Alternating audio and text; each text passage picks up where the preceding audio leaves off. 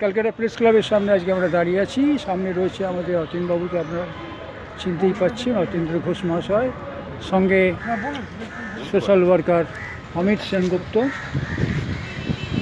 এবং তার সঙ্গে রয়েছেন প্রসেনজিৎ বাবু, যিনি সিপিডিআর ইন্ডিয়া অর্গানাইজেশনের সঙ্গে যুক্ত বহু বছর।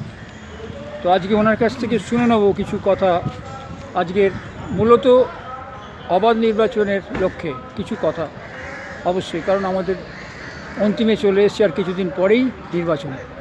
তার সঙ্গে আজকের অনুষ্ঠানের ব্যাপারে কিছু হাইলাইট করবেন প্রসেনজিৎ বাবু।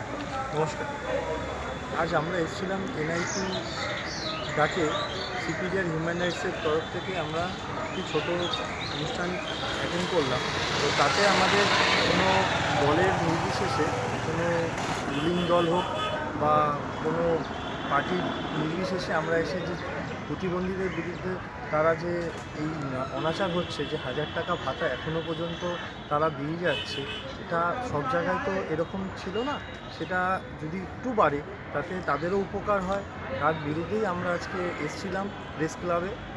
তো আশা করি তাদের যদি একটু তাতে সহমত হয়ে সরকার যদি তাদের প্রতি কিছু যদি একটু বাড়ায় তাতে তাদের উপকার হয়।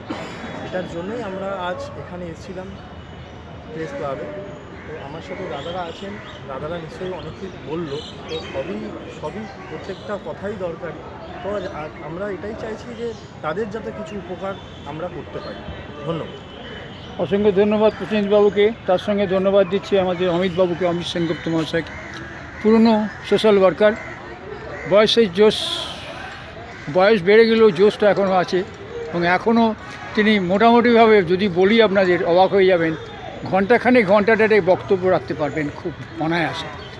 তো আজকের মতো প্রেস ক্লাবের আমাদের এই ক্লিপের শেষ। পরবর্তীকালে কোনো খবর থাকলে আমি জানাচ্ছি, নেক্সট হাইলাইট করছি আপডেট।